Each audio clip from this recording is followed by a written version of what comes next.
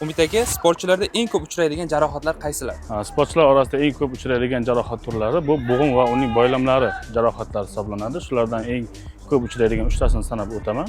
Birinchisi bu tizza bo'g'imning oldingi va orqa qochsimon boylamlari jarohatlari. Bu sportchilar uchun, ayniqsa futbolchilar uchun eng og'ir travma hisoblanadi va buning mexanizmi oyoqning noto'g'ri harakatdan kelib chiqadi. Ikkinchi turdagi jarohatlar bu mensk jarohatlari. Tizzaning ichki va tashqi mensklari bo'lib, ular asosan tizza bo'g'imiga noto'g'ri yuk tushgan vaqtda travma oladi va yirtiladi.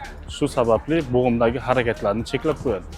Uchinchi turdagi jarohatlar esa bu mushak va paylarning ezilishi, yirtilishi, ayniqsa mushaklarning qotib qolishi, ya'ni spazm berishi. Mana shu uchala jarohatda ham futbolistlar va boshqa turdagi sportchilarda sport faoliyatini vaqtincha to'xtatish yoki butunlay to'xtatishga olib kelishi mumkin. Tajribangiz davomida taxminan qancha sport jarohatlari bilan shikastlangan bemorlar bilan ishlagansiz?